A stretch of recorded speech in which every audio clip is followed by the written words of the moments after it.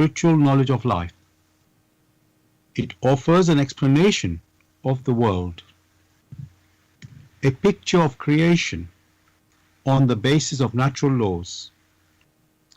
Its lectures contain valuable basic elements as a help in life, for through the knowledge mediated, the reader is again brought closer to life and led back to God. The GRAIL message deals with important fundamental questions of life by explaining in a clear and logical way the automatic working of the laws of nature, the whole weaving of creation, allowing every process to be recognized, and thereby the purpose of our whole life. It is directed at the individual and speaks to the innate experiences of the human being, their strengths and weaknesses. Thus, every reader has the opportunity to discover through the intuitive perception if what is stated is the truth. Combining with the matter-of-fact reasoning, a complete world picture arises, where there is no separation between the visible world and the great world beyond the five senses, nor any separation between scientific and religious striving for knowledge. I'd like to give you a couple of quotes from the author of the GRAIL message, Abdul. The hearer and reader of my lectures should always work within himself. All else is automatically rejected by it. For the arrogant and those who seek superficially, the message will remain the book with 7 seals. And I'd like to give you one more quote from the author. I wish to fill the gaps which have so far always remained unanswered in the souls of men, and which never leave any serious thinker in peace, if he earnestly seeks for the truth. So, dear listeners, I just want to remind you again, the topic we're discussing tonight is honor, and you're welcome to join with any questions or comments. The number to contact us on our UK number, it is 079 39 641 958. You can call, text or use WhatsApp. And if you're outside of UK, it is 0044 79 39 641 958. Again, you can call, text or use WhatsApp. Gregory, as usual, I've looked at the title today, which is honor, and looked in the dictionary, and this is what I found. The first meaning there, it tells me high, this is the meaning of honor, the word honor, high respect, great esteem. And another meaning given there, it's the quality of knowing and doing what is morally right.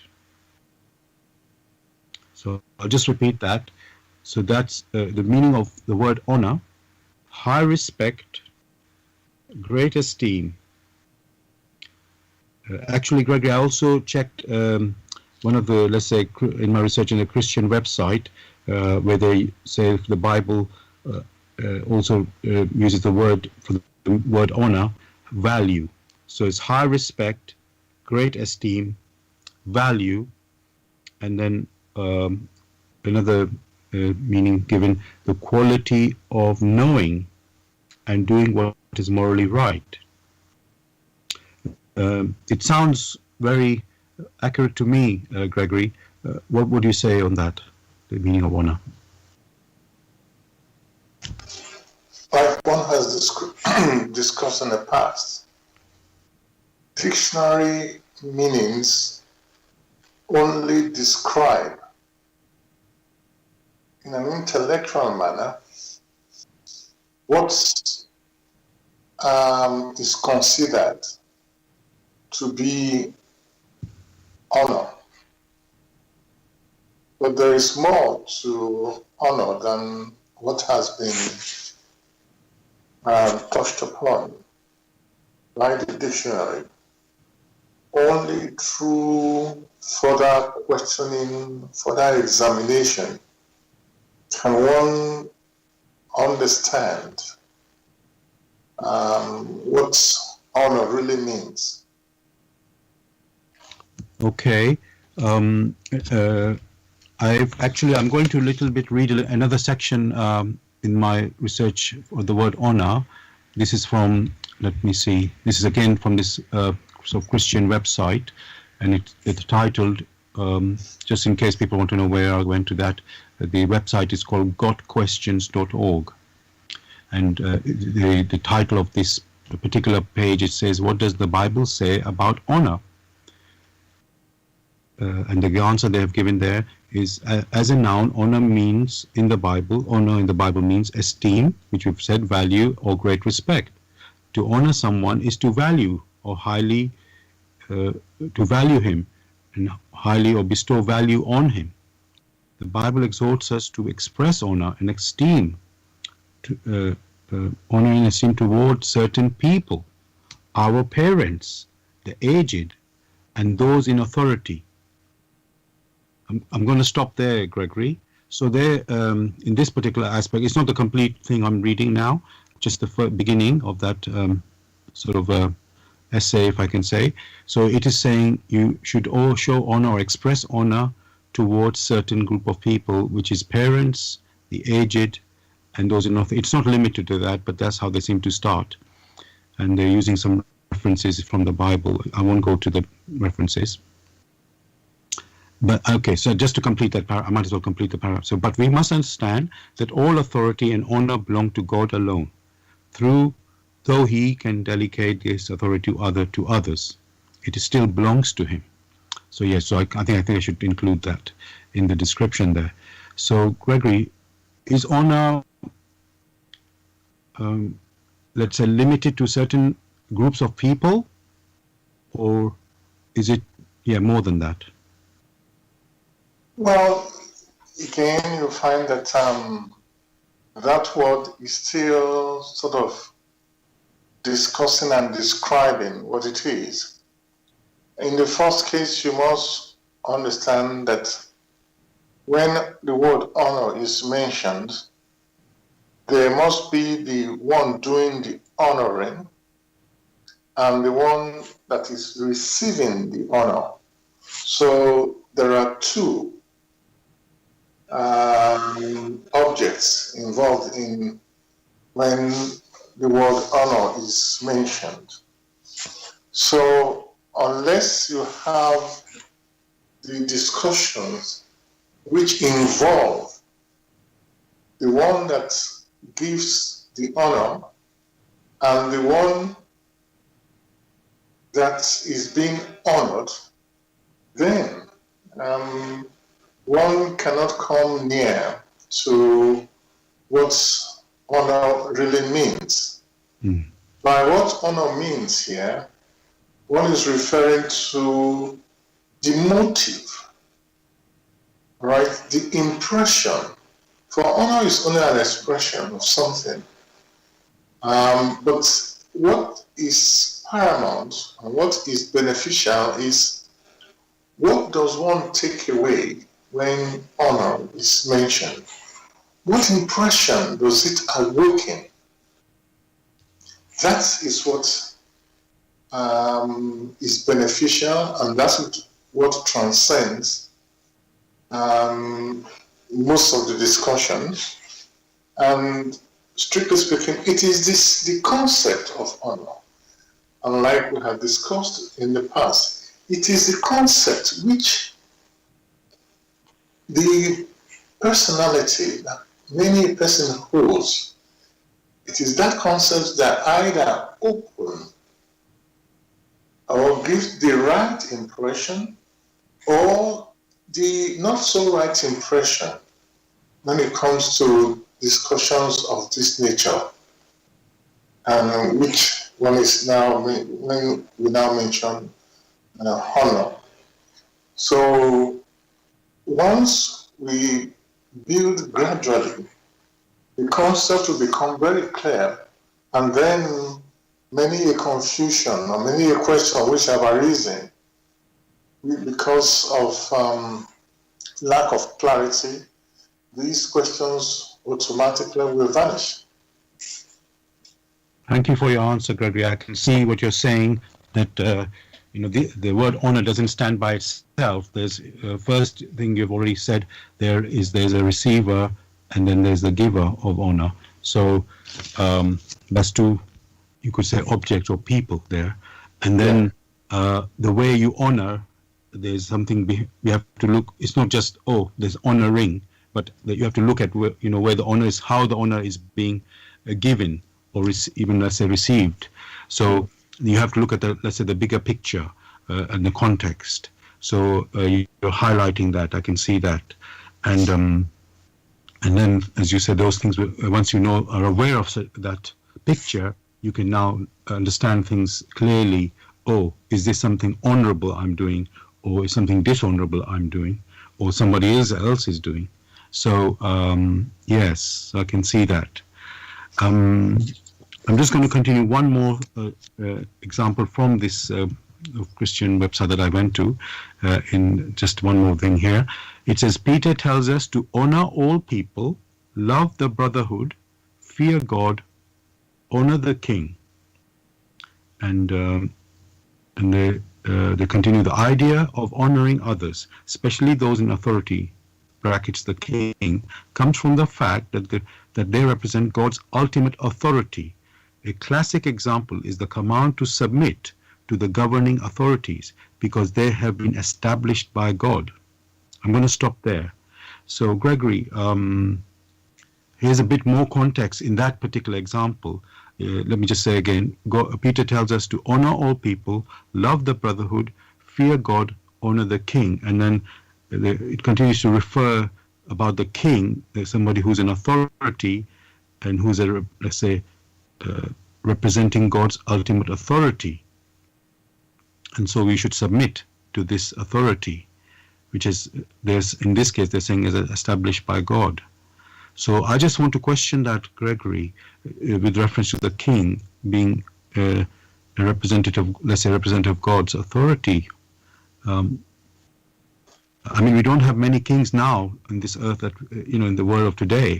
And I don't want to equate the governments which are, let's say, electing leaders or even autocratic leaders who are not really kings. But let's just look at this one about kings, Gregory, because it used to be said that kings have a divine right, they're chosen, by God to be the king. So first question on that, is that right, that we should honor the kings? And I know this is going back in the past because we don't see many kings and queens now.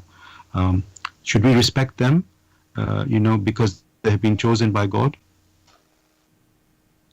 In the first instance, it is such statements that you just made must be examined very carefully.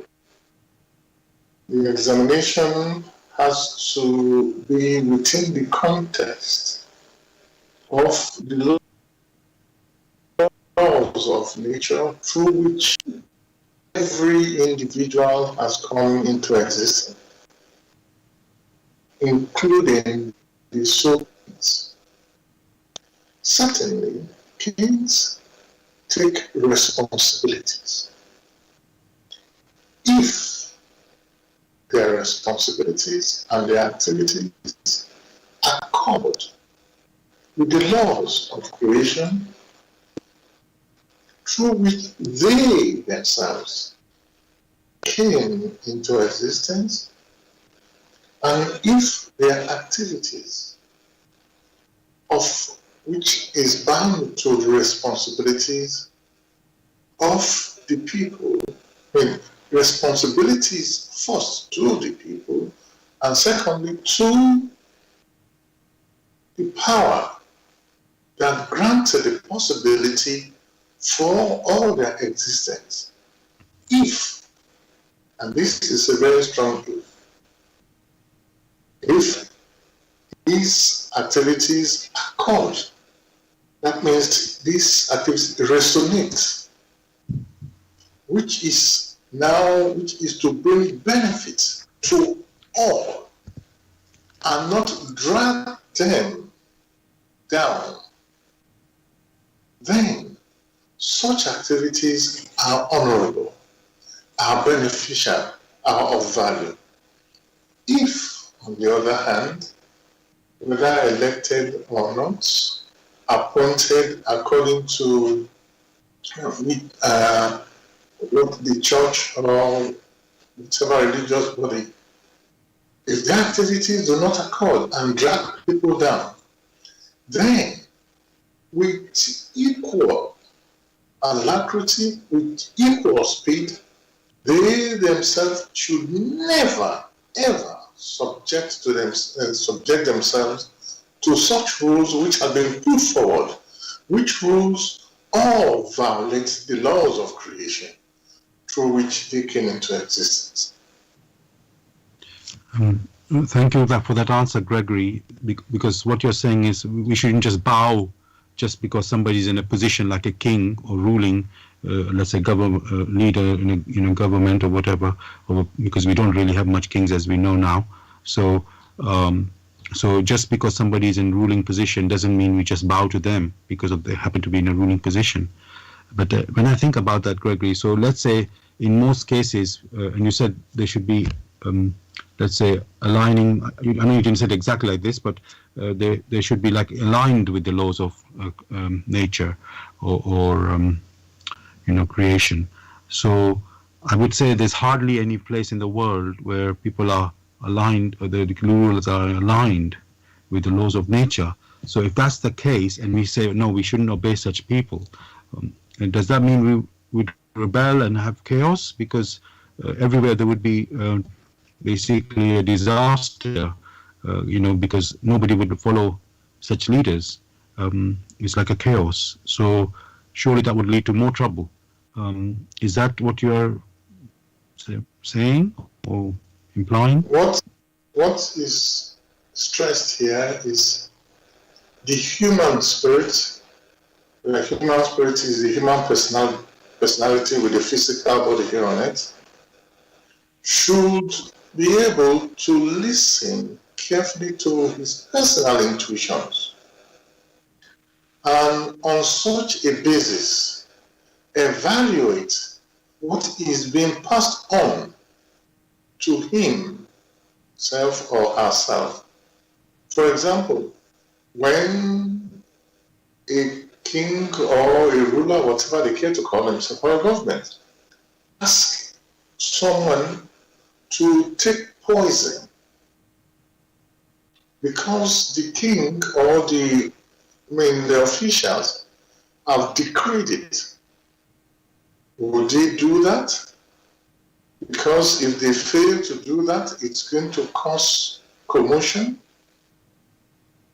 If we have government, whatever authority they can call themselves, will they ask parents to violate their children? Will they, encourage their subject to go somewhere else and kill others for no cause, because they themselves feel aggrieved? Then it would be similar to the example which took place not long ago, where someone who dared to criticize the government was hacked to death. So each personality must examine for himself or herself and see if they can accept what had been put forward for them to follow as guidance. If they do not swing with it, then they shouldn't follow it. Else, they would be guilty of acquiescing to something which they know or which they sense deep within themselves violate their very existence. No one can come and ask you to shoot yourself or to harm yourself because they are a government official. You have the duty for self-preservation, and that is the key. Thank you again, Gregory, for painting these pictures, in such a clear way with your examples that, there's. I know they seem sometimes may look ridiculous. What a government would say something like that: kill yourself or eat a poison. But it might be an extreme way to say it. But I think you made the point very well, so people, you really can see. Okay, this is unacceptable. I'm not following this. So yes, thank you for bringing that out. Now, sorry, just as a minor example, because of the seriousness. Yes. Not long ago, in the so-called Nazi Germany, such things existed, where anyone who was ill or had some disability was quickly, liquidated because of his or her disability. And many who refused to bring out their kindred, their brothers or sisters who had disabilities were punished. So all these things has to be examined. Whatever a personality does, that personality bears a responsibility. The same thing happens to a government official, a king, or a government. And that is why many a time the people who are stakeholders must be consulted and must be made to participate in government and governance. Thank you for that, Gregory. I've received a question from, or I will call it a question and a comment from a listener. It says, where is there honor to be found amongst humanity on earth today? It would be like looking for a needle in a haystack. And then he makes another point. Politicians call themselves right honorable, yet who amongst them are truly worthy of such a title? The truth is not honored, nor the one who dares to speak it. Nothing is more hated in this world. I'll just repeat that, Gregory. Where is there honor to be found amongst the humanity on earth today? It would be like looking for a needle in a haystack. Let me stop on that one, Gregory. Anything you'd like to say in response to that? Of course. That is a pertinent question which deserves looking into. One must look very carefully. Instead of looking at politicians and many other places on earth, one should look at oneself. The gaze must be directed first to oneself. For every human spirit has some yearning, has some longing. Every human spirit has some innate talents. These innate talents stirs them up, moves them to compassion, pushes them to do things like faithfulness, humility, compassion, heroism. These are innate qualities which need to be worked on, to be brought to fruition. These are the talents which the personality is supposed to work on, and in doing that, granted an opportunity to ensure these innate talents come to fruition.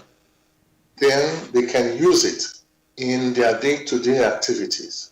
Or it may take many a life an earth life to be able to cultivate these things appropriately. So if you have this scenario where each personality strives to cultivate the talents, albeit the innate virtues which have been embedded in it, each personality will be so busy and wouldn't have time to spend in criticizing others. Be it that person be a king, a servant, or whatever. Wherever nature or that person's ability has, brought that particular personality, he or she is able to cultivate these particular talents or what is referred to as virtues. So these honors, because honor is like, say, in its operation, is like fulfillment of an obligation or to keep an agreement that which lies deep within you must be cultivated to fruition. In striving after that, one will find that there will be continuous refinement. And if each personality takes that as the basis and pursues that, then before too long, we would have a scenario which is similar or will be like a replica of paradise. That is the purpose of one's existence, to cultivate these inner talents which have been left uncultivated. So truly, honor can be found, but like it is said, charity begins at home. So let each personality start from there, and then before long, they themselves will see how things will change. Thank you for your answer, Gregory. You actually took some words out of my mouth about when you said charity begins from home, because I was going to say, where do you begin? Let's say, learning about honor. You said it's inherent within us, and there's plenty. Let's say there's not time. If we occupied ourselves with it, we wouldn't have time for criticism and other things. So yes, thank you for bringing that out. Dear listeners, you're listening to Blessed Radio. It's the Tuesday evening spiritual discussion program. The aim of the show is to introduce you to the spiritual knowledge in the light of truth, the GRAIL message by Abdurrashid.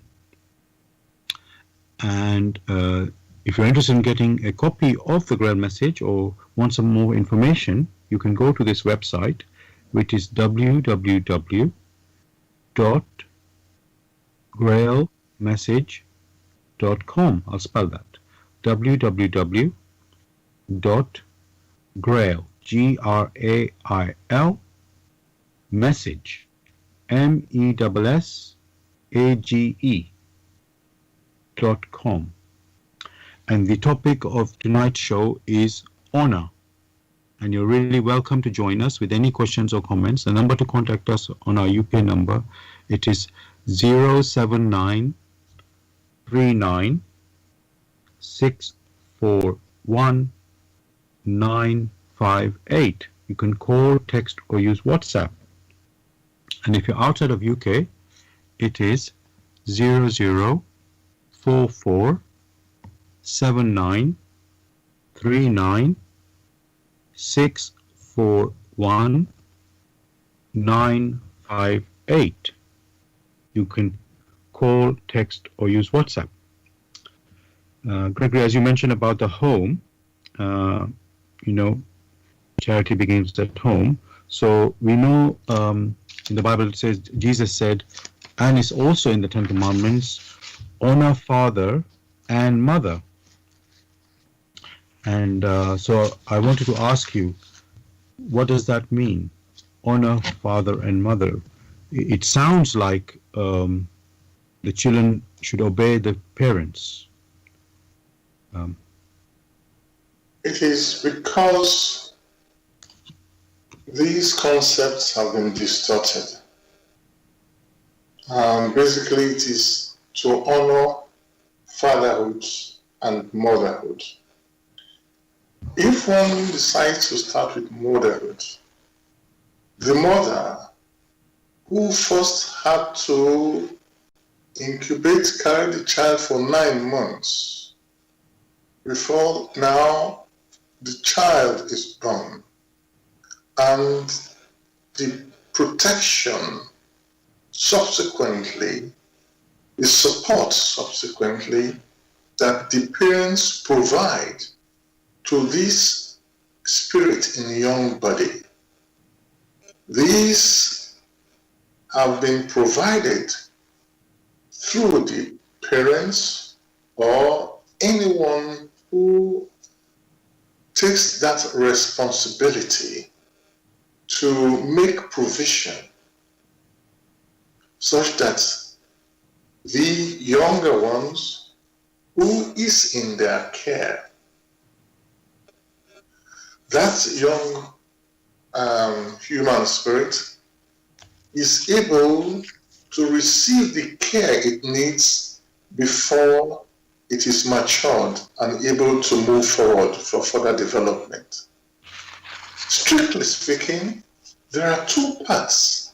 The first part is for the parents, basically for the parents to honor what they themselves have agreed to as an agreement that has been made by sort of providing the opportunity for the human spirit to come into existence. That places a lot of responsibilities on parents. So it is good for parents to first understand the responsibilities that they have taken upon themselves or the obligations they have taken up upon themselves, and subsequently to fulfill those obligations. Hence, honor father and mother. It is not tied to your father as such or to your mother as such, but for anyone who in future has decided to take the responsibilities of motherhood or of fatherhood. That is on the side of the parents.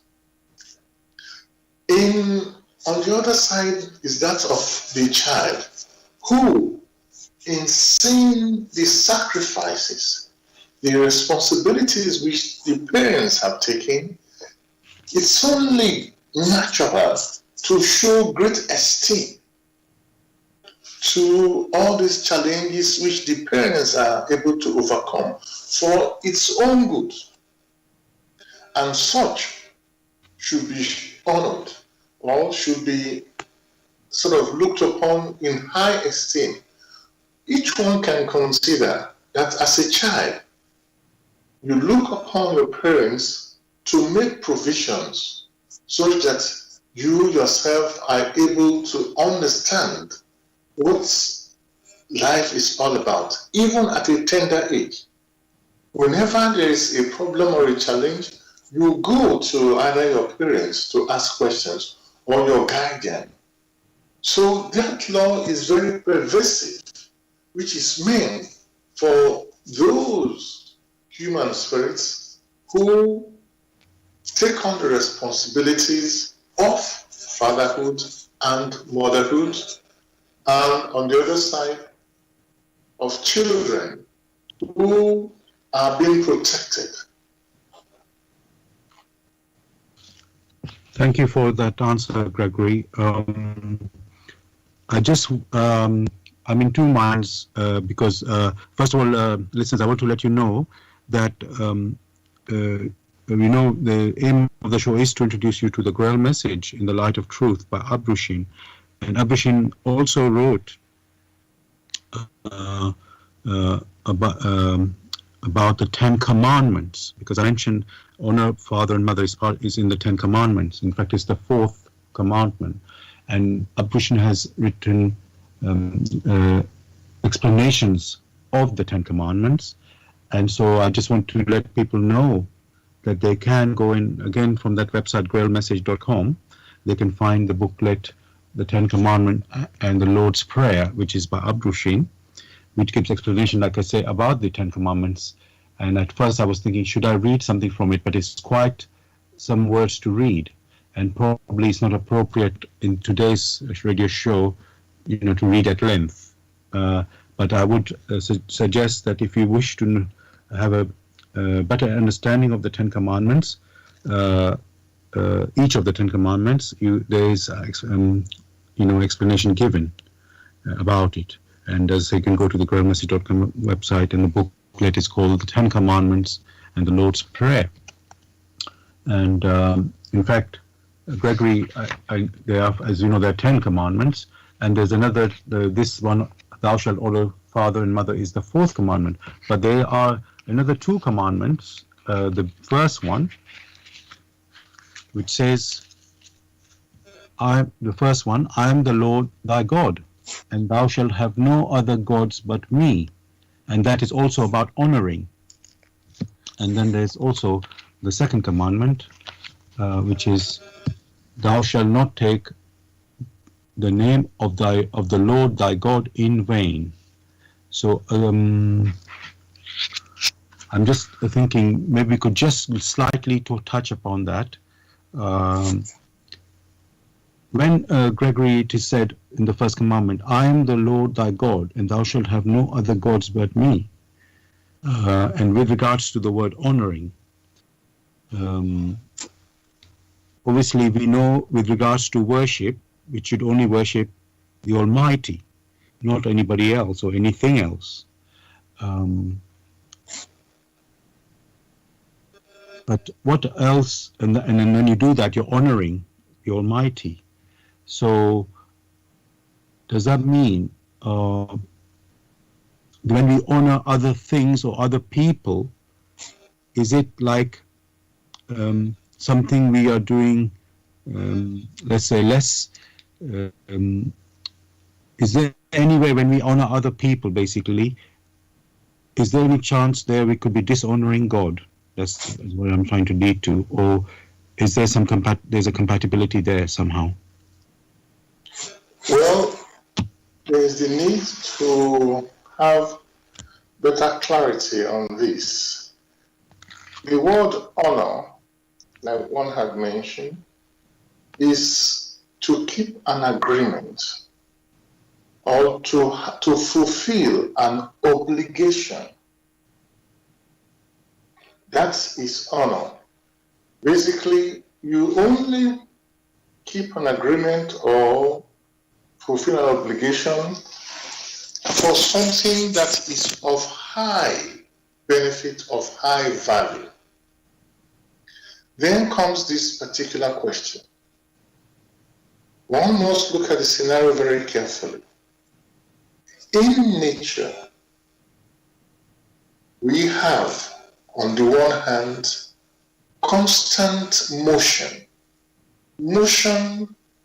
everywhere. In nature, we also have the constituents of nature. In nature, the way these constituents of nature come together and work and unite, the way, that particular way, is an expression of the will of nature, of the will in creation. Without the will in creation, then everything will be done in a haphazard manner. The constituents of nature, one mentioned, that's the radiation. Now ask yourself, in the movement which is being discussed, there is the power. The power that enables us to do things, that grants this movement. when you now ask yourself, where does that power originate? Should that power not be honored? Should that power not be honored in accordance with its will? Should that power not be honored because it is that power that granted the possibility for an awakening? Without that power granting us the possibility of movement, of motion, we ourselves cannot exist. Therefore, should we not honor that power? That is on one side. In our everyday activities, we find that we interact with others. In the interaction with others, in the give and take, one is compelled to say thank you for assisting in carrying out a particular activity. Even in nature, there is the breathing of the human personality, which is a give and take. In the initial one just mentioned, in the give and take, there is the other personality. To balance the give and take, many times we say thank you. It's like an obligation or it's like an agreement, although not written. Is it then wrong? So one must make very clear that there is the one power that runs the whole of creation.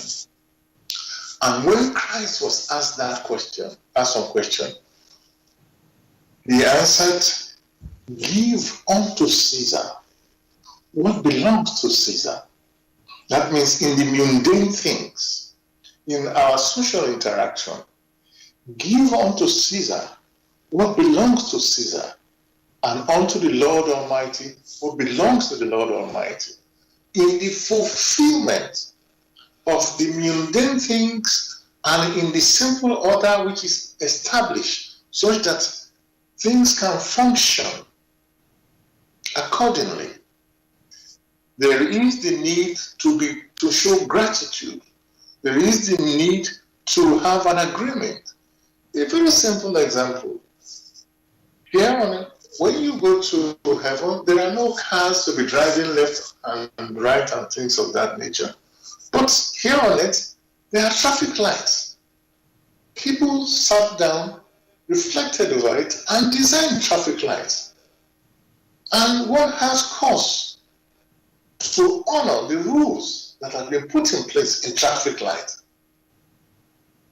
Doesn't mean that the traffic light is the Almighty, but people have got together and they say in a community where we have vehicles or where we have moving traffic, these are the rules which have been put in place.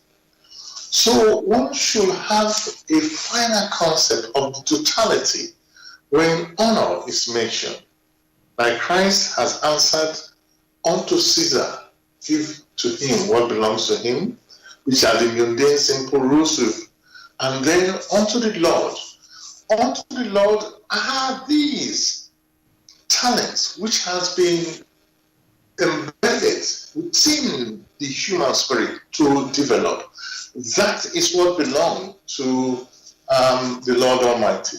These talents, which one may refer to as faithfulness, as grace, modesty, these are all the virtues which should go on to the Almighty. Thank you so much, Gregory, again, for your comprehensive answer there. I want to move on to another aspect of life, where, let's say, marriage, which we know is like a noble and honorable vow that two people make, and and how they're going to live together and work together. So my question about that is, in terms of honor,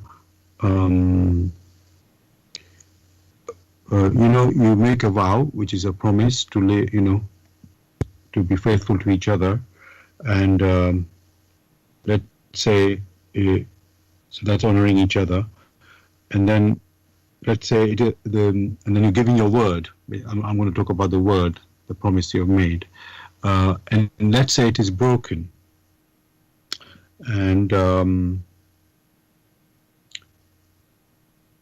in a serious way, something, I don't want to give any specific example, just but something in a very serious way, and of course, Gregory, you can always redeem. If something is broken, you can still redeem.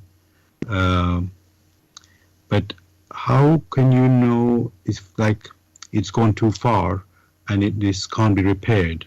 If the word has been broken, let's say beyond repair, is there a way a person can sense that oh, this marriage is over now, person can't be trusted, and it's like, so what I'm asking, do you give people so many chances that, oh, this, but this person is not, I'm not going to give a number, but I just say, oh, I give them enough chance now, and they didn't seem to be able to,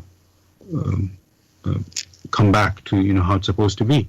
So, yeah, how do you determine, Gregory, in a marriage, when somebody breaks their word, that, how long this can be allowed to continue?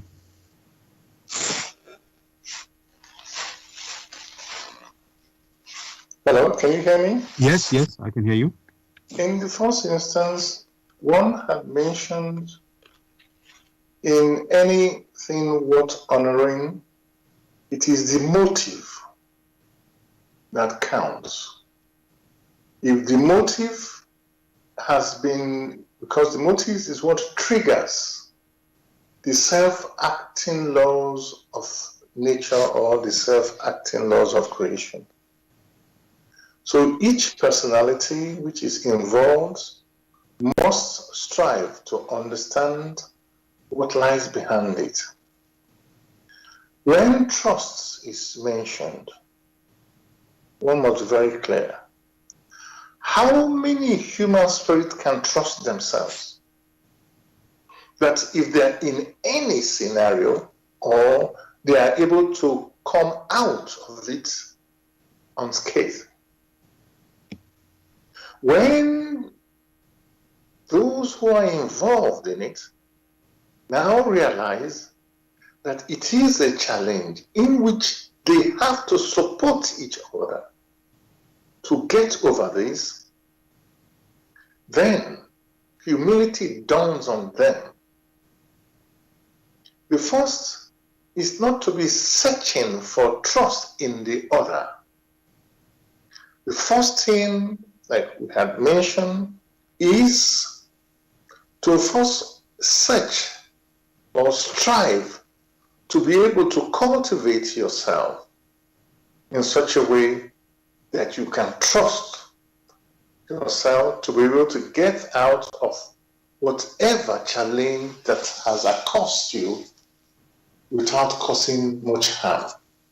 Then when you yourself are convinced that you can assail these challenges, it becomes very easy to support the other person. But let no one trouble about the other, for each has much that they themselves have to redeem. Thank you for that answer, Gregory. I think you've given them also good advice in this particular scenario. Now,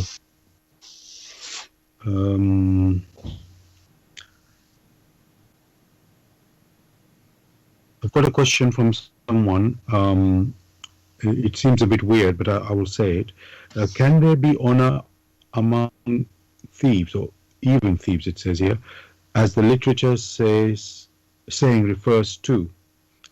can there be honor among thieves? I think it's just thieves, but even the person has put even in that quote, as it is referred to in literature. And I must admit, I've heard of these words, but I must say my memory is not very clear about that. So maybe if you know something more about it, Gregory, you might be able to add to that. So do you know any reference where it says that? Can there be honor among thieves?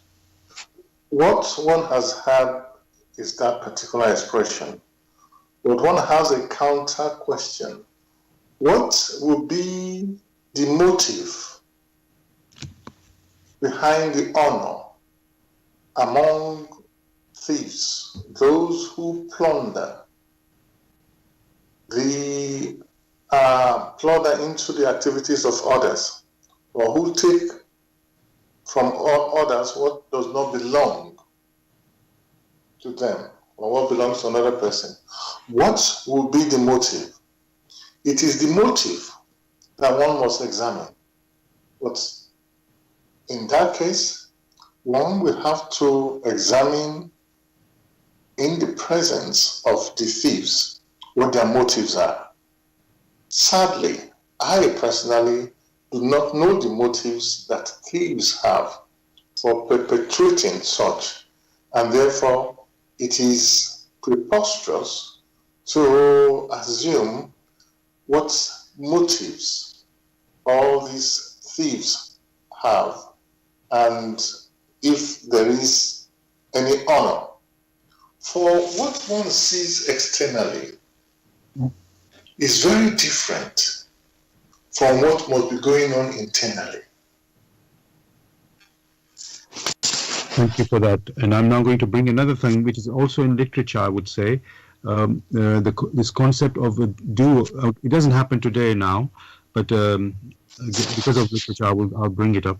Let's say two men have an argument, and they're supposedly honorable men, and they said, okay, we can't agree on what we disagree on, and so we're going to do a duel, which is of course a fight to the death. And the honorable, whoever wins is the winner, basically. And they call this something showing honor. So, like you're giving up your life potentially to sort of say you really, you believe in whatever you believe in, and you're willing to give up your life for that, in a duel. So again, I agree. We don't see it today, but somehow that was a concept of honor in there. Is that possible, Gregory? I mean, how did they come to this idea? Actually, there is no honor there. It's their vanities which they try to satisfy, but use the wrong word for it, and they call it honor. Because they disagreed. Because of some disagreement, one person has to be decimated, has to die because of disagreement. So which already shows what lies behind what they have classified as honor is not honor. Because there is nothing great, there is nothing to esteem about. Honor must be considered first, looking at the laws of creation that granted these human spirits the opportunities to come to X in order to experience. That is what honor is. For it is the will of the Lord Almighty that made it possible through this will how men should live. But man has free will. And because man has free will, he or she has now decided to do away with that opportunity which has been granted it. Where is the honor in there? When you were granted an opportunity, you yourself want to do away with an opportunity. And when you do that, it is not of benefit.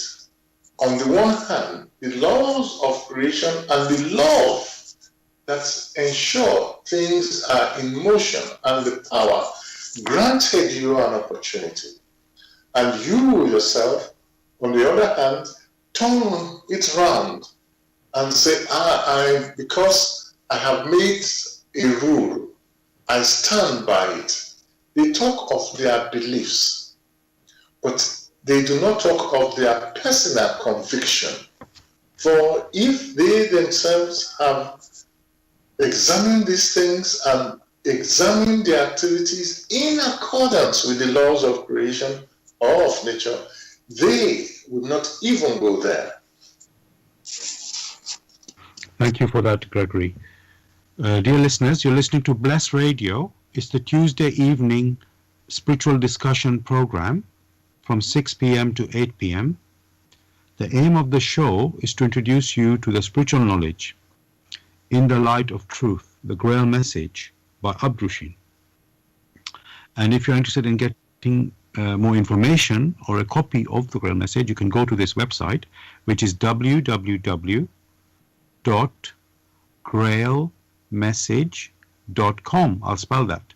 www.grail, Grail, message, MESSAGE.com. And the topic we're discussing tonight is honor. And you're welcome to join us with any questions or comments. The number to contact us on our UK number, it is 07939641958. You can call, text, or use WhatsApp. And if you're outside of UK, it is 00447939641958. Again, you can call, text, or use WhatsApp. Gregory, continuing with the honor and unfair killing, you hear, sometimes, in fact, I do believe there's a TV program tonight in UK, which is like a dramatization of a true story of honor killing, investigation that happened. And first of all, just so in case people don't know what is honor killing, I'm just going to give a meaning, what I found. It says honor killing is, or shame killing, which I've not heard before, is the murder of a member of a family due to the perpetrator's belief that the victim has brought shame or dishonor upon the family or has violated the principles of a community or a religion with an honor culture. I'll just repeat that. So this is a definition of honor killing or shame killing, which I've not heard before, is the murder of a member of a family due to the perpetrator's belief that the victim has brought shame or dishonor upon the family or has violated the principles of a community or a religion with an honor culture.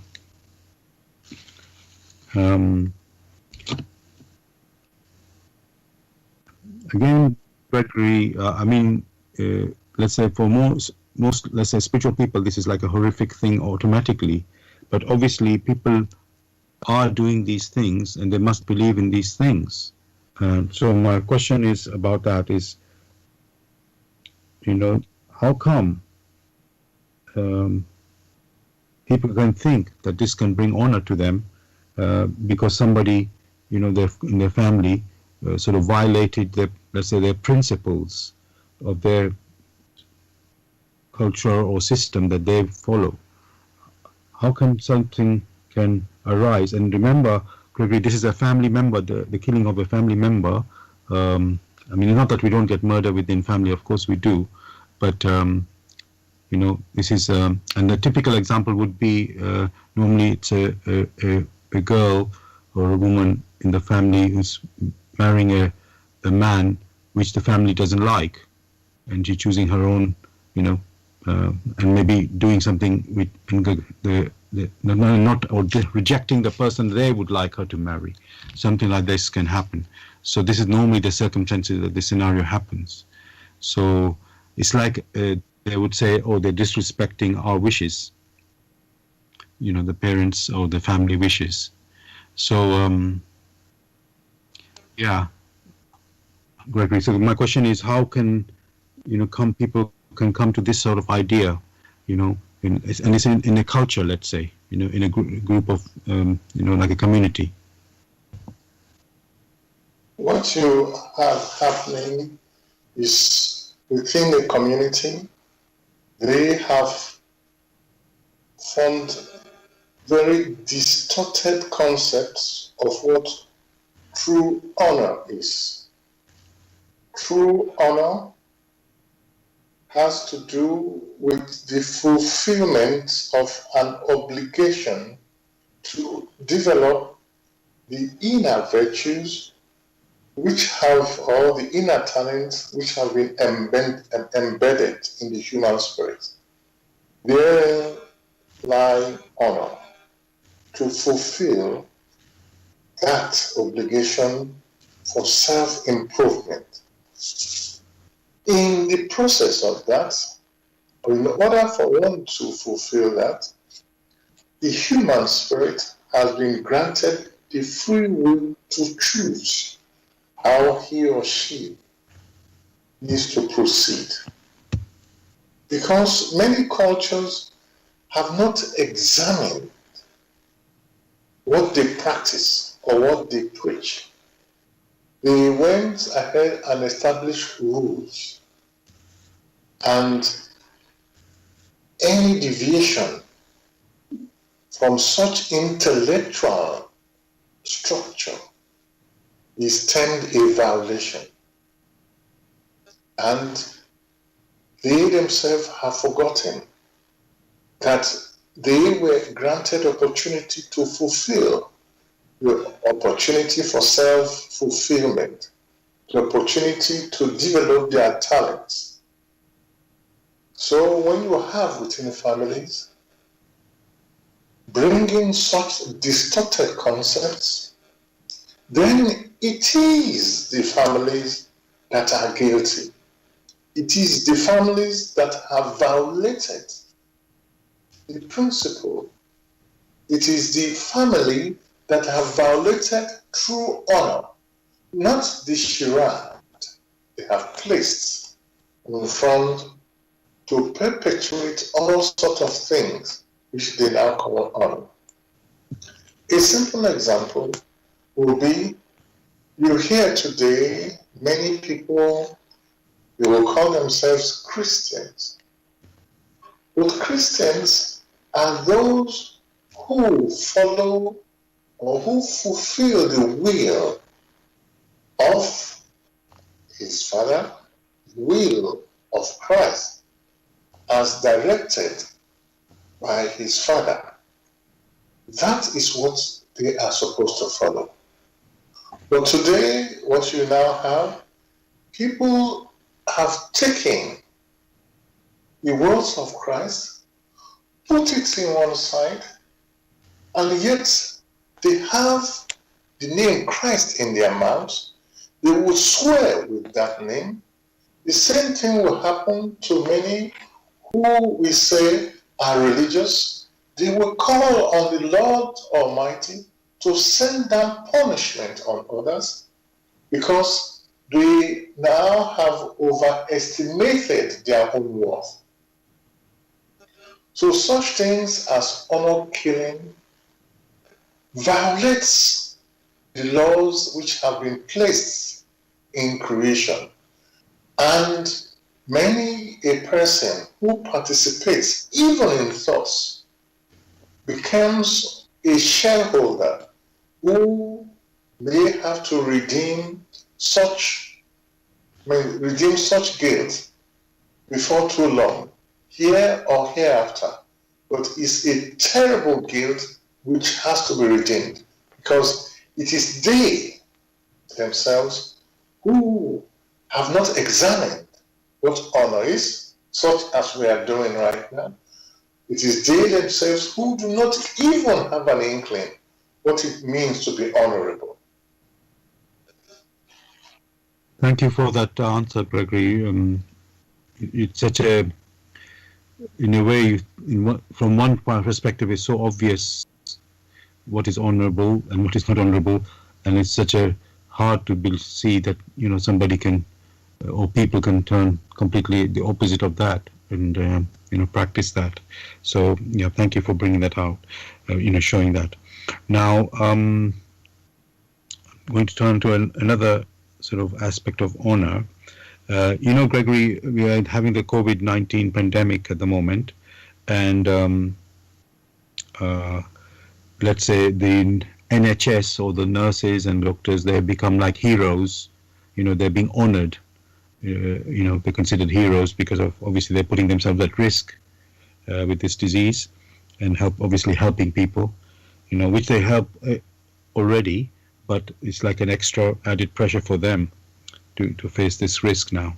So, but what we are used to, Gregory, let's say in the up to this, maybe before this point, is people being honored, let's say in sports or even other things, like where people have made let's say in a war, they've saved many soldiers from danger, and they've been given, I'm just going to make up knighthood as a example. It doesn't mean there's not only one type of award. There are many types of awards.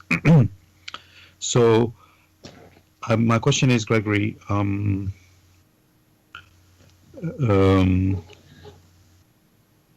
is it good to sort of select or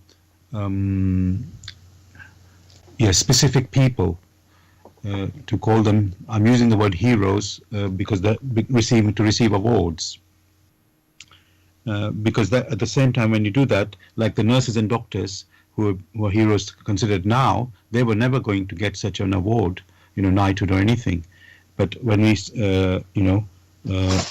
is, I know that in court they're doing their normal work, but they're being under extra pressure. So should basically, my question really is, should people be specially selected to receive award of honor?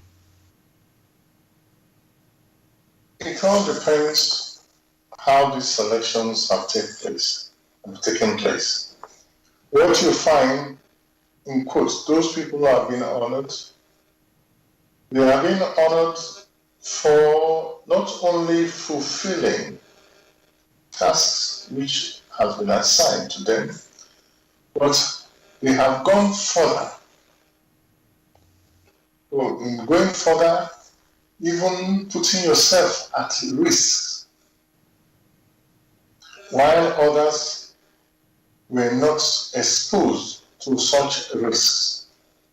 For that alone, it's only fair to,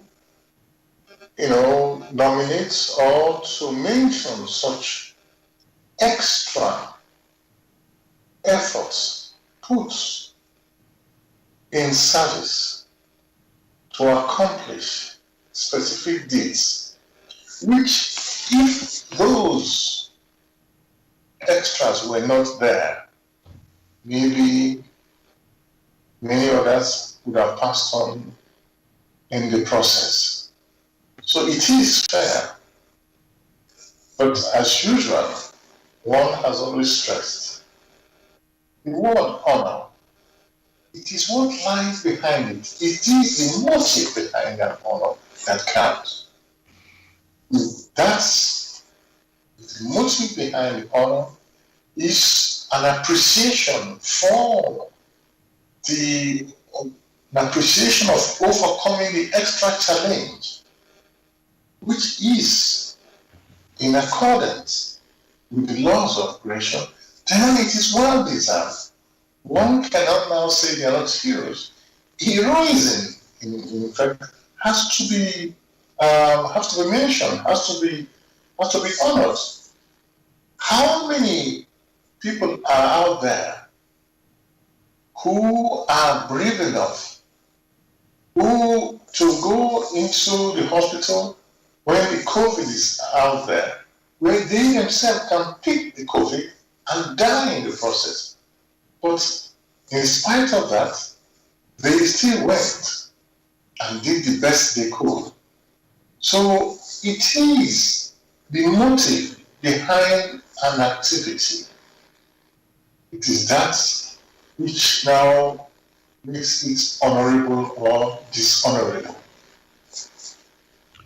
Yes, thank you for that. And Gregory, there are many other ordinary people. Gregory, let's say, I'm thinking of, let's say one time there was a terrorist. It doesn't mean this has to be this example, but I just give that as an example to paint the picture. Let's say there was, I remember there was some terrorist incident. Somebody was stabbed, and then the people around, they tried to rescue the person who got stabbed, and so they tried to attack the attacker, or do something to, basically to save other people getting stabbed, let's say. And, and these people are not trained, to defend and to do that, but they did something very quickly to, stop the attack. And then they were, let's say, interviewed by the press, and the press was calling them, or even maybe the public also calling them heroes. And they themselves, when they were interviewed, they were like full of humility and humbleness, and they felt, no, we are not hero. We just happened, we were there, and immediately, they felt they had to do something, and this is what they did. Yes, they saved lives, but they didn't feel like a hero themselves. And yet the public and the press called them heroes. So somehow, Gregory, people have a different idea. Each people have their own idea what something, so my question is, with regard to that, is it in that moment when you do something, maybe you don't feel like a hero, but actually you are doing something heroic and you don't recognize it at that moment? One, as always mentions certain things, it is the motive behind these activities that brings out the honor or the dishonor. These motives, if they are in accordance with the laws of creation, before too long, the returns of that activity will be beneficial to the human spirit that has participated in that particular activity. It could also mean that in participating, in taking some extra step, may a karma which would have impacted on that personality is thereby reduced, because with such brave activity, what then happens, the environment of that personality that has been involved in either saving or doing something extra, that particular personality that is involved builds an environment around itself which is filled with good volition, such that past reactions, past karmic reactions, when they then come back, they will find a changed environment in that particular personality. So there are so many interpretations one could give to it. However, where honor is due, as recognized by many, that honor should be given to those who have shown something which is honorable. Thank you for that, Gregory. And I've got another example now. We've mentioned about the laws of nature, and not today, but in the past we have mentioned that there are nature beings. You can say the servants of the Almighty, and should they be praised as well? Because I'm thinking, Gregory, let's say in the old days, but I mean very old days, let's say in many cultures, like they used to have these gods with a little g, and there would be, one is, let's say, controlling the weather, or whatever. I can't even say the names, but we know that there were many gods, and so whatever they look after, and people. I mean, they made statues of them for them, and I cannot say if they actually worship them or not, but let's say they praise them. So let's call them nature beings. Uh, is that right? Should the praise only go to the Almighty, or can it also go to servants of the Almighty, these nature beings? Well, you said they praise them or they showed honor to them. One, in the first case, must understand what nature beings are. Nature beings are the beings who are responsible for the maintenance and activities in nature or in general in creation. When one says maintenance, administration, what that means is that if one considers the earth, before the human spirit came to the earth, there have been beings who have been responsible in the formation of the earth.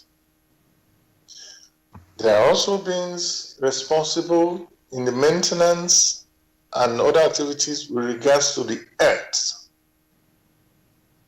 There are others with plants, there are others for animals.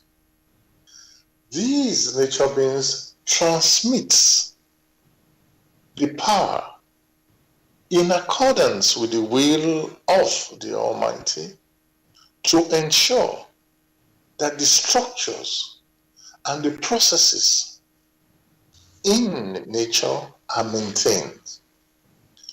Like you rightly said, in the past, many who were humble enough and were close to nature first were able to perceive them in their language. Some were even able to see them through their intuition. There were many other ways they were able to see them. Animals, for instance, are also able to perceive them. It's only fair and it's only act of thankfulness to say thank you when you find that which could have crushed you, someone somewhere was able to bring to your notice and give you what you call early warning. If you consider that before leaving home, someone gave you early warning that, oh, there is a crash somewhere, therefore don't go through that area. Go through another area. What do you say to the person? Thank you. So, will there be any problem in saying thank you for those who are able to forewarn you? But the sad thing is, even when a man is forewarned or advised, he or she does not heed the advice and therefore goes and plunges himself or herself into doom. It is initially not worship, it's an appreciation, saying thank you. Had you not advised me, I would have gone to injure myself. At the beginning, when a person were not matured enough, they could only perceive that a lot of power was transmitted through these nature beings who do the maintenance. And because of that, they bow down to the strength, coming from them, not knowing that they were only transmitters. Yeah.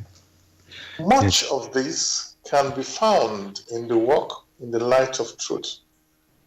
So the advice is, because these discussions we have are only an introduction to this work, many a person should strive to examine the work themselves, to have a thorough understanding of the objects and processes in nature, and in general, objects and processes in creation, such that they have that inner clarity of how things are, such that they themselves, having examined these things, will be convinced and therefore can proceed courageously.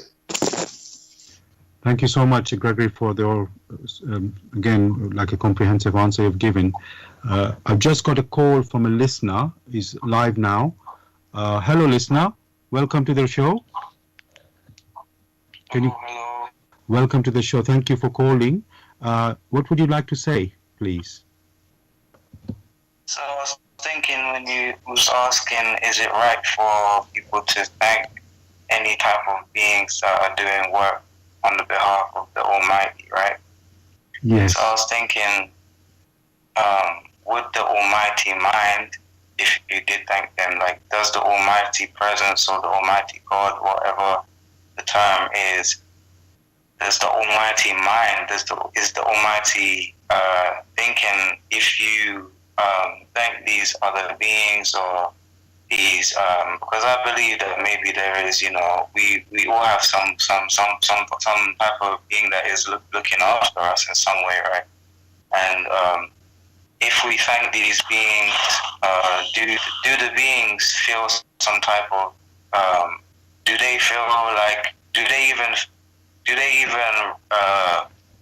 feel anything like, or when you say to them thank you, do they even respond to that, or is it just to them they don't respond to that?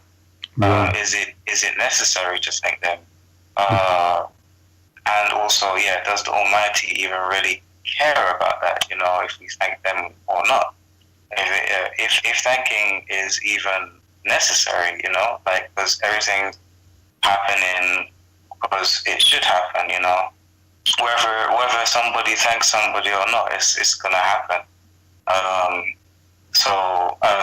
also, do people that are maybe worshipping these things without them knowing that they are, because they are looking at the element spirits or the nature spirit, or that is looking after everything, and maybe worshipping that, and maybe that is wrong also. I don't know, but I'm just asking. Yes, sure. Gregory, did you hear what the listener was saying? Yes, I heard. I know there was a number of questions in there. Hopefully, Yes. you can address. Hopefully, you can address them. Please go ahead, Gregory. Maybe I can address one because there were so many. Yes, maybe you should repeat the question that you're answering. If I freeze or rephrase, should one show any gratitude? One moment. Sorry, Roshan. Gregory did hear you, so he himself is rephrasing your question. He's rephrasing your own question. So let him say it, and then if he missed the point, you can correct that. Okay, if he misses the point. So Gregory, just go ahead, and Roshan is the listener is listening to you as well. The question was, should one show any thankfulness or gratitude? Or after all, what is to happen will happen. Thankfulness is a compensatory value, which, strictly speaking, one may withdraw. However, do not forget that it was an opportunity granted to you for self-maturing. And in order to make this opportunity available, these nature beings had to work tirelessly to ensure that first, the earth came into existence, the atmosphere in the earth came into existence, the plants came into existence, the animals came into existence, and all that is necessary for you to mature, that is placed in different places so that you will come to recognition and make use of these opportunities others had to work tirelessly to ensure that the oceans, that the wind that you see, the purification of all these things, these are processes which you cannot see sometimes with your physical eyes, but they do exist. In our thoughts, if we, in our activities, show good volition for the possibilities that have been presented to us, that is thankfulness as it should be. For in that case, we are fulfilling, which is an honor, we are fulfilling an obligation which has now been granted us because it was we, human spirits, who asked for it. Were we able to have matured back home in paradise, there would have been no need of coming all this distance to the earth and making these nature beings to prepare the way so that we ourselves will come here to mature. So fair is fair. It is right to generate good thoughts and to say, for the effort which these nature beings have put into it to ensure that we are able to mature, thank you. And these nature beings, with such, they are happier. In such happiness, it's also another form of thanks, and it goes higher, one step at a time, until it goes to the highest and then out of creation as gratitude. Gratitude, or the best gratitude, or the best thankfulness is pure joy. Gregory and the listener, can I come in a bit? I just want to say, obviously we are in this response, we are aware of the Creator there, and obviously the Creator is the Creator of all, right? And there's, let's say, we are thanking, and obviously we can thank the Creator, we can also thank those beings, and there's another thing called worship. Even if we thanking in a way is also kind of worship, but ultimately when we are thanking the nature beings, we are not treating the nature beings like the Creator himself, or her, if I could use the word himself in quotes, because it's not that he's a he or female, male or female, but just as a way of expressing it. So basically, it's like, it's like when you, whatever you do, however you act, you're conscious of what you're doing. So let's say if I say there's a structure and the Almighty is at the top of the structure, you're knowing that in that context that you thank, or and when you're worshipping, it's only the Almighty you are worshipping and not the beings. So it's like, I would say, if I were to respond, it's like when you're doing anything, you are conscious of what you're doing. And so if it's done in that conscious way, in the correct conscious way, then of course it is nothing wrong with thanking some creature at the end of the day, because let's say you meet somebody, they do a favor for you, you thank them, you don't blink about that one, that's a fellow human being, you don't blink twice to say thank you to them, and you don't wonder, I wonder if God is not happy with me when I say thank that human being. But when we're thinking of a nature being, we can't communicate like that, obviously, by thanking in that way, in that language way, let's say, but we just send our thought, and we still, the point is still the same, we're still thanking them. So why can't we thank another creature, basically, another being? Just obviously is not the same as a human being. However, it's just another creature, and you're thanking in the way, just like when we have animals as well, and pets, we have fun with the animals and whatever, and you could say we thank them by giving them a treat or whatever. I don't know what word I can express it for that way, and we don't think twice about that one. So how come it can't apply to another creature of God? Why not? It shouldn't be an issue, really. But I think that's the whole idea, is to be conscious of the situation, what you're doing, and knowing it in that consciousness, and the Creator sees it all. what you're doing. So if you can't deceive him, obviously. So if anything you, let's say, abuse, if I can say it that way, or deceive, then he can see that what you're doing. So, Gregory, I know there was a further question. How does I mean, I might have answered it already. Can you go into that other questions, Gregory? Can you repeat the other question, because there were so many?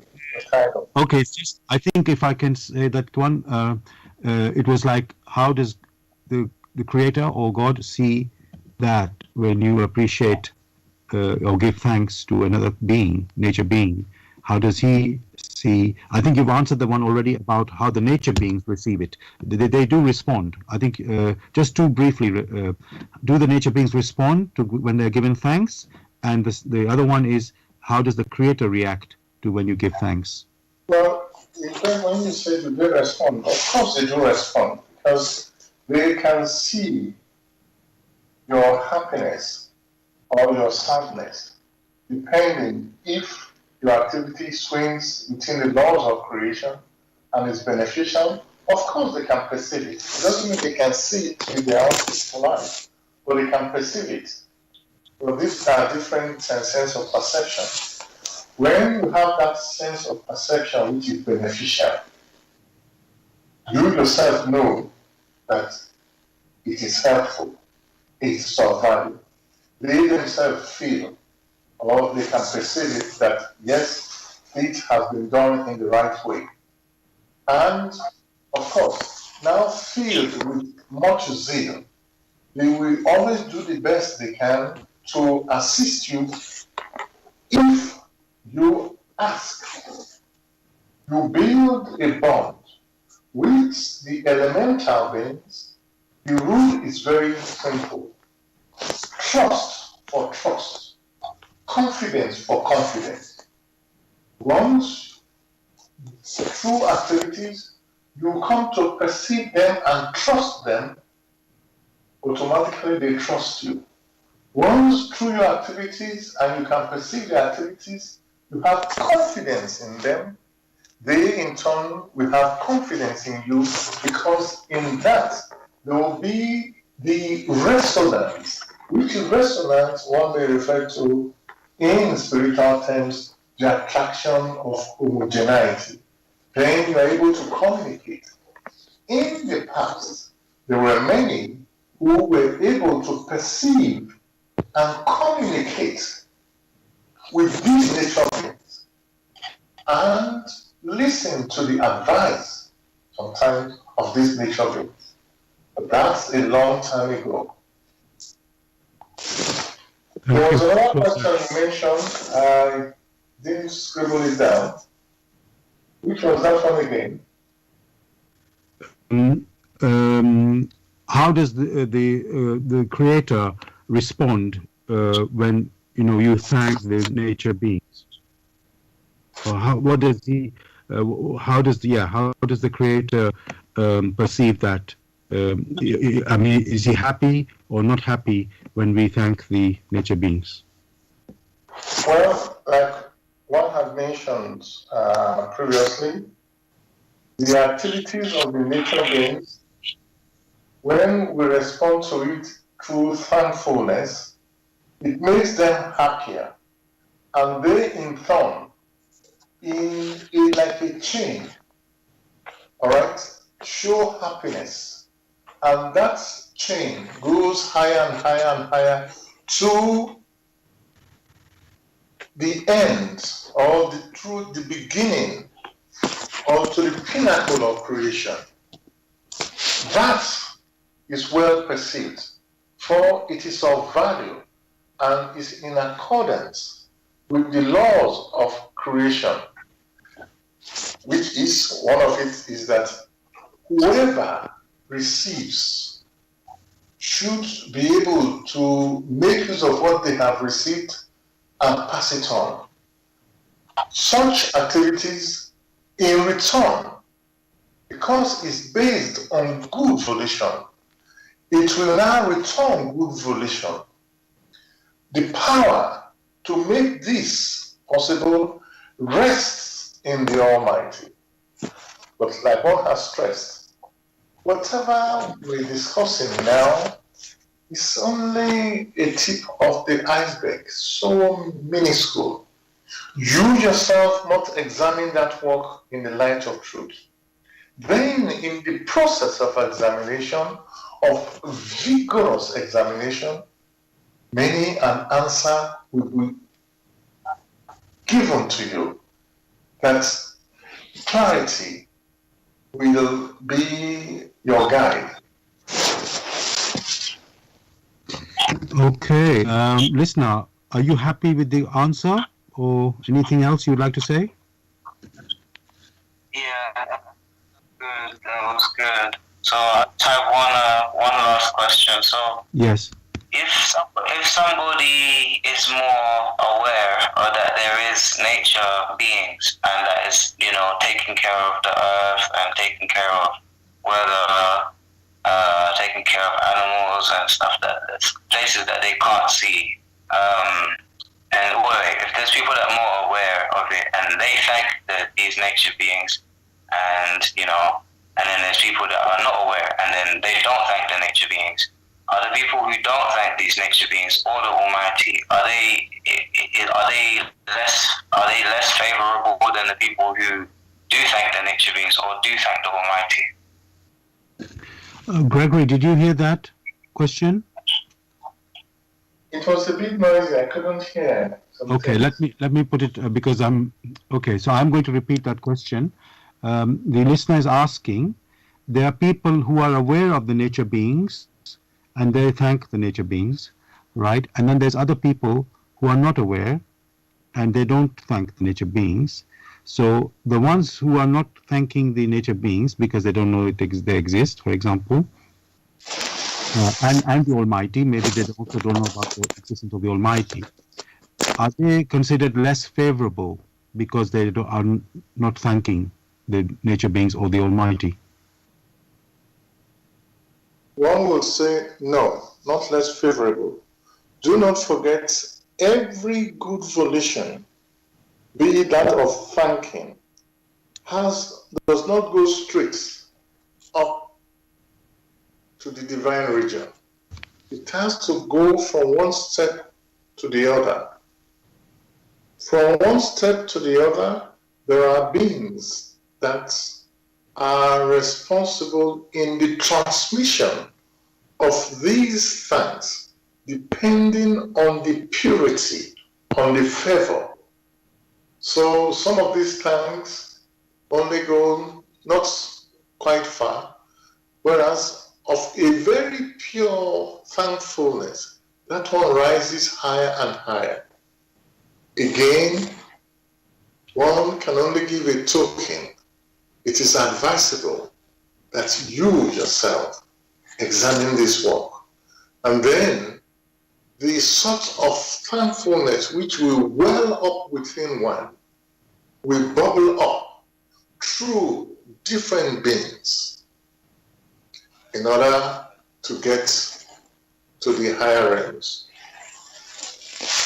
Thank you, Gregory. I just want to go back to the listener.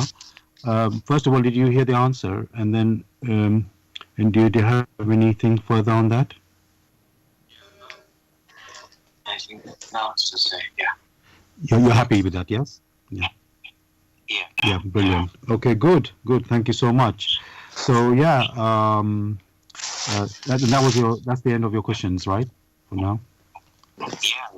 Yeah. Okay, so yeah, thank you for joining us. It was very, I will say, interesting question, and as Gregory mentioned, just what it is I'll just say this, because these subjects are so deep, and when people don't know certain things exist and how it works, like the system works, and to give too much detail, it'll be more confusing. So it's better to, in a way, it's like everybody has to do their own reading to just get into the subject, let's say, and then that way it's like you're climbing the ladder yourself, right? Because you want to go from the bottom of the ladder to the top of the ladder. So if I try to say take step 1, take step 2, it's like I'm doing it from second hand, and you are not really getting experience of it. So if you can climb that ladder yourself with your own legs and arm, right? You can feel the ladder, and you're walking each step as you go up the step. And then you can say, yes, that is there, it's not somebody's theory. I'm giving my theory, he's giving his own theory. Because when you practice it with your own legs and arm, then you say, oh, yes, I can feel this. And, so that's why sometimes things are too much information will just even confuse somebody. So it's always good to, like, at some point say, okay, now do it yourself, So just practice. Yes, that's what I do recommend. Just go into the GRAIL message. Ideally, just step by step, as they say. Go step by step. Don't jump too much, and then you build the foundation, and then work on the step by step, and then you will get to the end. That's the picture I would like to give. Yeah. So thank you again for joining us, and yes, we welcome you again next time, and of course carry on listening. Of course, take care. I'll keep listening. Yeah, take care. All the best. Bye now. So, listeners, just to remind you, you're listening to Bless Radio. It's the Tuesday evening spiritual discussion program. The aim of the show is to introduce you to the spiritual knowledge in the light of truth, the GRAIL message by Abrushin. And if you're interested in getting a copy of the GRAIL message, or want to get more information, you can go to this website, which is www.grailmessage.com. I'll spell that, www.grail, G-R-A-I-L, message, MESSAGE.com. And the topic we're discussing tonight is honor. And you're welcome to join us with any questions or comments. The number to contact us on our UK number, it is 079 39 641 958. You can call, text, or use WhatsApp. And if you're outside of UK, it is 0044 79 39 641 958. Again, you can call, text, or use WhatsApp. Gregory, I've got another, let's say, similar question on another line about honoring. And this time, in many religions, some righteous people, let's say, I put that in quotes because it's, who is the one who decides who is righteous, some who have been good examples in their faith by helping people are turned into saints or made saints by their church or whatever, faith that happens to be. So we're now talking in a religious sense, Gregory, doing people of their particular faith, helping their fellow human beings in some way, and then their church or their faith now recognizes them and turns them into saints, and as being righteous people and good examples. So is my question, Gregory, is it right to honor a fellow man in this way, or should it be left to Almighty God? It is not the Almighty that honor or dishonor man. It is the activities of the individuals that brings honor or dishonor in accordance with the laws of creation. So, on the one hand, you have a group of people who decide to give a particular title, all right, to a person whom they consider have been helpful to them. On the other hand, we have the laws of creation through which everything came into existence, in their operations, elevating the individuals. That only happens when that individuals have fulfilled the laws of creation by developing his innate talents, which sometimes are referred to as virtues. So it is that which counts. If on one hand we have a religious group saying someone is a saint, because he or she has been of good to them and yet has been destroying other human spirits. And this religious group now claim he's a saint and should be able to mediate strength to them. But in accordance with the laws of creation, that personality should be roasting in an environment which is filled with iniquities. Then that religious group have to examine their beliefs. For whatever beliefs do not accord or beliefs which do not resonate with the laws of creation, which laws of creation establish the right connection, which laws of creation establish the right structures. Whatever belief does not accord with these laws is of no value. Thank you for that, Gregory. And just continuing from that, when we think of saints, some people, they say they want some help, and let's say maybe they would say a prayer or petition, let me say, because I just want to be clear, I don't want to go into this too much in the definition of prayer, but just so people know, let's say the true prayer is only supposed to be thanksgiving to the Almighty. And let's say most of us, when we use that word prayer, we think of, I'll use the word like begging or requesting something from the Creator. So, but in this question that I'm putting forward right now, Gregory, is when they are saints and people want, let's say, they feel they themselves cannot get sufficient help directly, and a saint is known, let's say, to help people. So maybe in a way, I'm going to put it like this, maybe the saint is supposedly closer to God because of his saintliness. So they think maybe I should make my request for whatever it is that they're requesting. I'm not talking about ordinary things. It's, let's say, to do with healing, Gregory. I don't mean I need a car. I don't mean that type of request. I mean a request where somebody wants healing and they're thinking, that saint did help people like this.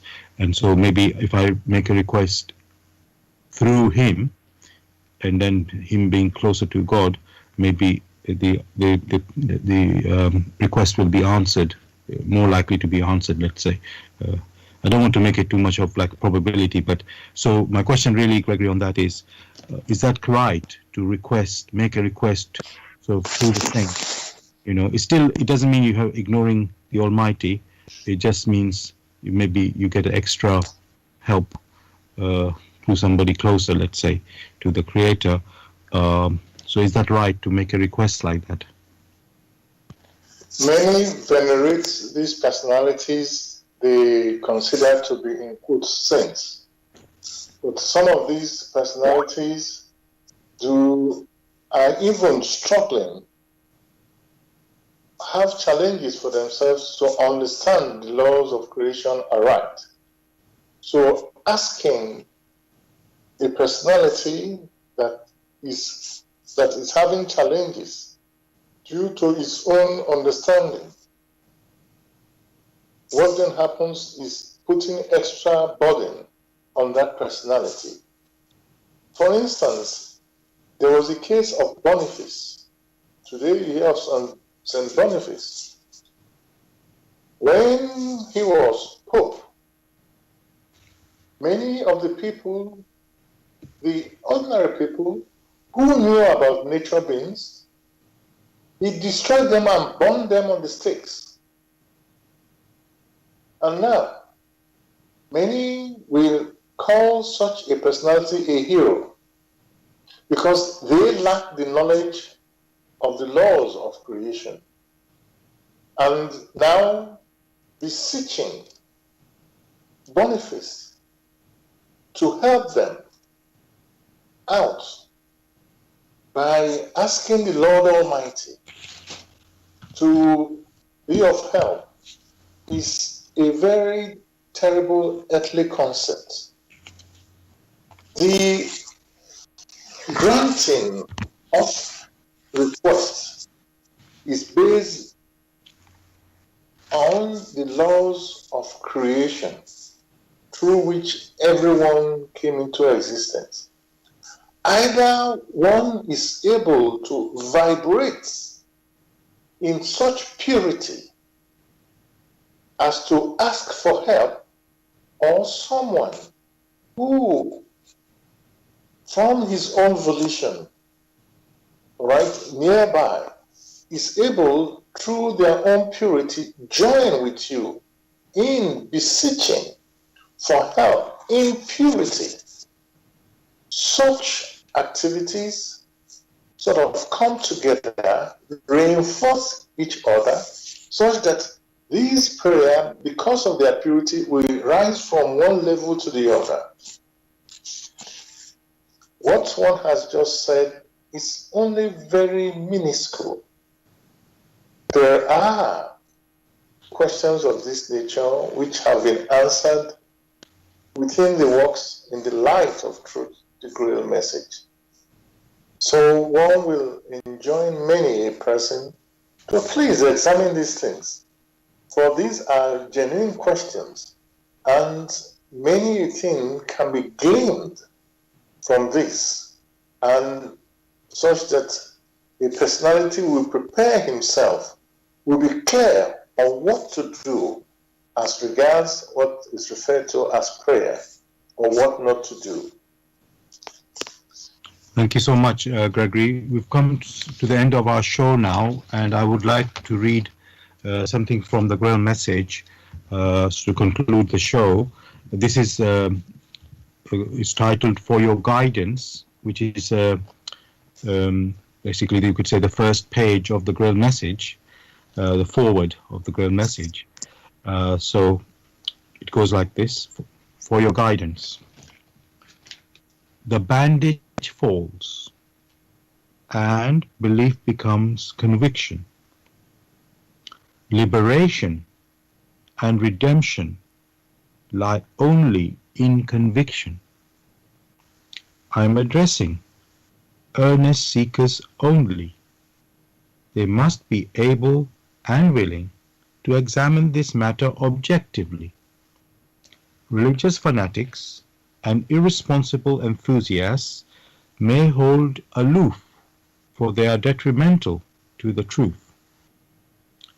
As for the malevolent and prejudiced, they shall find their sentence in the very words. The message will strike only those who still carry within them a spark of truth and the yearning to be true human beings. To all such it will become the shining light and staff. It will lead them unswervingly out of all the chaos of the present-day confusion. The following word does not bring a new religion, but is intended as the torch to help all serious listeners or readers find the right path, which leads them to the longed-for height. Only he who bestirs himself can advance spiritually. The fool who uses extraneous aids for this, in the form of ready-made opinions of others, only walks his path as if on crutches, while ignoring his own healthy limbs. But the moment he boldly uses all the abilities which lie dormant within him, awaiting his call to help in his ascent, he is employing the talent entrusted to him in accordance with his Creator's will, and will easily overcome all obstacles that seek to divert him. Therefore awake. Genuine faith lies only in conviction, and conviction comes solely through an inflexible weighing and examining. See that you are truly alive in the wonderful creation of your God. Abdrushim. So dear listeners, thank you for listening tonight, joining us for the show with the topic of honor. I will be back next week with another new topic. Before I say goodbye, I'd just like to ask Gregory, anything you'd like to say to the listeners to say goodbye? We wish them a beautiful week and the strength to examine this work. Thank you. Yes, listeners, we'll be back again next week on Tuesday, 6 p.m. to 8 p.m. with another new topic. Wish you a great week. All the best. God bless. Take care, everybody. Good night.